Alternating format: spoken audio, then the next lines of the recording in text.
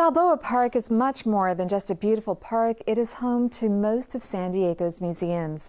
They all closed once the pandemic hit in March. Some have remained closed since then. Others have reopened only to close again once San Diego moved into the purple tier. In the first installment of a two-part series, KPBS reporter John Carroll looks at how some of the city's most cherished institutions are surviving in the era of COVID-19. Balboa Park. Spending time here reminds you of why people call this 1,200-acre expanse the jewel of San Diego. This lush setting is home to some of San Diego's cultural gems, repositories of everything from priceless works of art to some of the wonders of the industrial age and the miracles of science.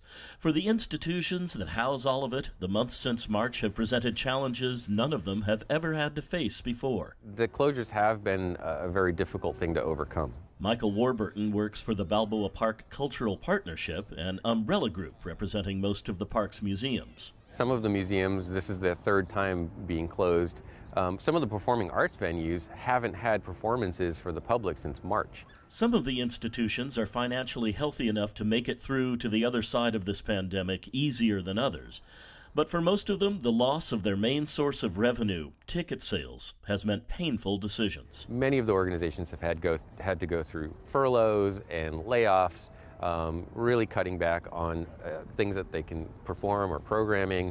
It has been a challenge, needless to say, for the organizations in the park. And different challenges for different organizations in different ways. It's definitely been an interesting and unique experience I never thought I would have to go through. Katie Titus began her job as the San Diego Model Railroad Museum's marketing and community engagement coordinator in June, months after the museum had closed the first time around. The fact that the museum actually hired someone well into the pandemic was a good sign of the place's financial health.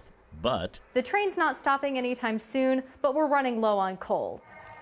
The Model Railroad Museum is fortunate in one unique way. A lot of the people that work here are volunteers, folks that live and breathe model railroads.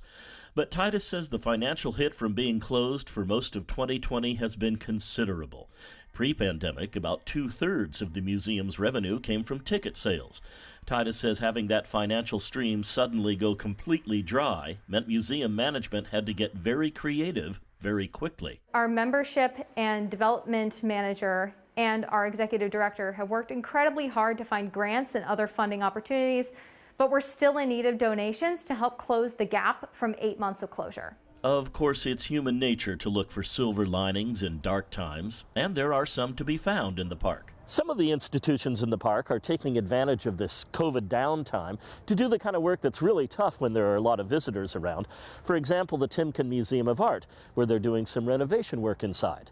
Back here inside the Model Railroad Museum, the museum's railroad modelers are taking this downtime to make some really serious progress on a huge project. This has been years in the making. It's the Tehachapi Pass Railroad, and as you can see over here, things are still early on in the process. They're still building some of the scenery and doing some of the painting, but over here, they're much further along. You can see they have some of the scenery already done, and eventually, when it's all finished, it'll look pretty much like that. But for now, being closed means doing things differently. Like most of Balboa Park's museums, the Model Railroad Museum has had to execute a quick pivot into the virtual world. We have 2 virtual exhibits. We have our online lecture series. We have member-exclusive events via Zoom. We had our first ever virtual summer camp, where we had campers from Pennsylvania, Florida, California, everything in between, learning how to build a model railroad.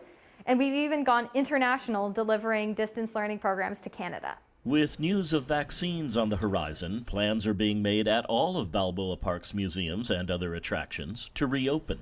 But for now, just this place, the stunning beauty of Balboa Park, makes it a great place to spend some time. If there's any place centrally located in San Diego where you can safely distance and enjoy gardens and a nice day out, this is the place. Even with its beloved institutions closed, this is still the jewel of San Diego. John Carroll, KPBS News.